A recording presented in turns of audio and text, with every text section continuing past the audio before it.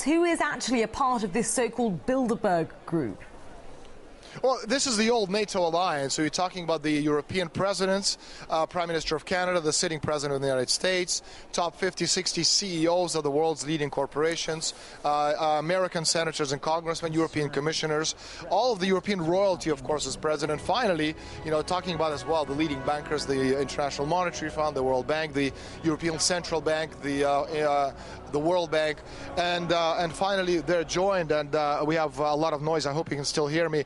We're joined at this one big table at the Bilderberg conference by the leading representatives of world media, such as New York Times, Washington Post, and the fact that you have 120 of these mammoth representatives in one room, and the fact that the press never ever reports on them until my book came out, by itself is astonishing.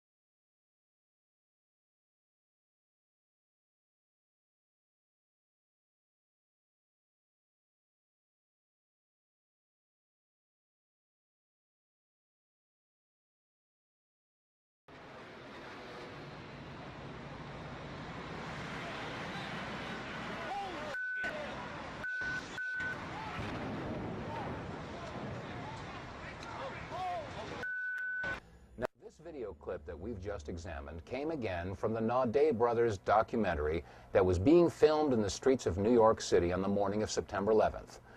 This documentary about the New York City firefighters was going to be assembled at a later date, and it was not televised. In fact, there was no live coverage at all of Flight 11 as it hit the North Tower. After all, it was a surprise attack. So if there was no live television coverage of the first plane hitting the first tower, how do we explain the following comment from George Walker Bush?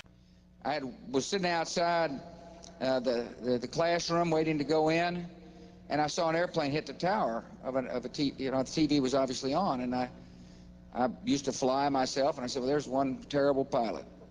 And I said it must have been a horrible accident. But I was whisked off there. I didn't have much time to think. What was the first thing that went through your head when you heard that a plane crashed into the first? Well, I was sitting in a schoolhouse in Florida.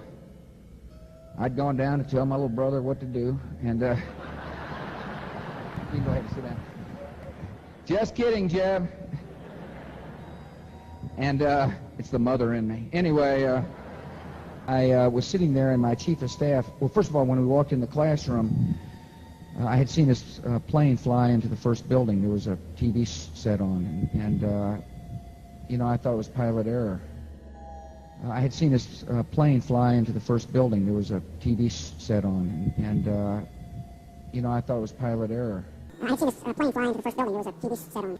I had seen this plane fly into the first building. There was a TV set on. There was no live coverage at all of Flight 11 as it hit the North Tower. I had seen this plane fly into the first building. There was a TV set on. There was no live coverage at all of Flight 11. Whether you had advanced knowledge of 9/11, do you agree or disagree with the RNC that this kind of rhetoric borders on political hate speech? Yeah. Look, there's time for politics. And, it's time for politics. And, it's an absurd insinuation.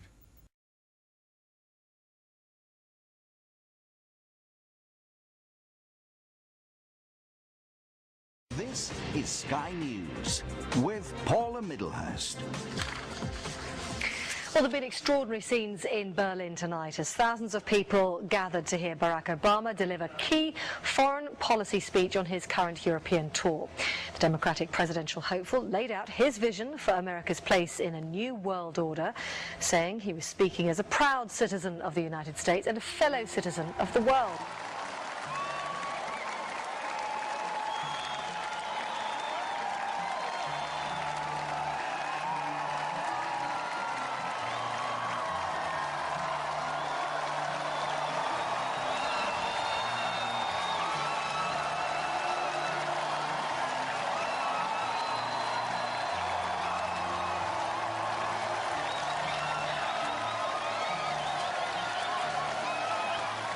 People of the world, look at Berlin.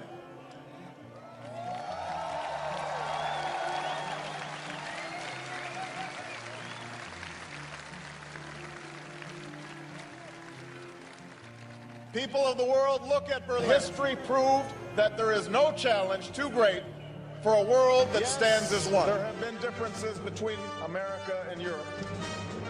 No doubt there will be differences in the future.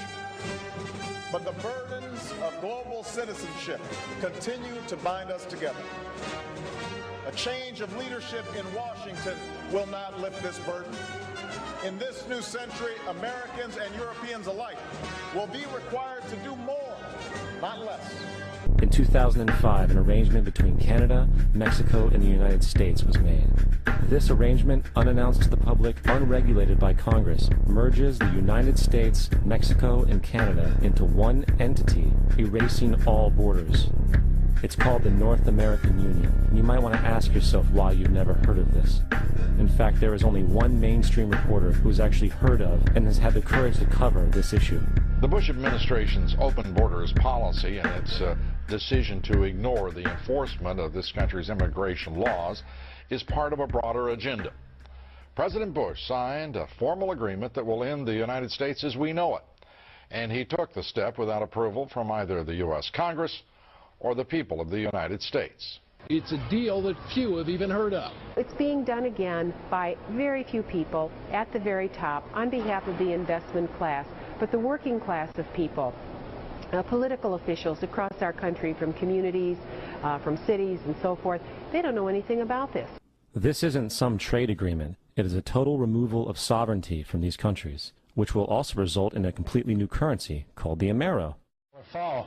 Apart from that, I think one thing people who are dollar-based need to focus on is the Amero. That's the one thing that nobody's talking about, but I think is going to have a big impact on everybody's life in Canada, the U.S., and Mexico. The Amero is the proposed new currency for the North American community, which is being developed right now between Canada, the U.S., and Mexico to make a borderless community, much like the EU, and the dollar, Canadian dollar, U.S. dollar, and the Mexican peso replaced by the Amero. The North American Union is the same concept as the European Union, the African Union, and the soon-to-be Asian Union, and the same people are behind all of them. And, when the time is right, the North American Union, the European Union, the African Union, and the Asian Union will be merged together, forming the final stages of a plan these men have been working on for over 60 years. A one-world government. A new world order. A world where the rule of law, not the law of the jungle, governs the conduct of nations. When we are successful, and we will be, we have a real chance at this new world order, an order in which a credible United Nations can use its peacekeeping role to fulfill the promise and vision of the UN's founders.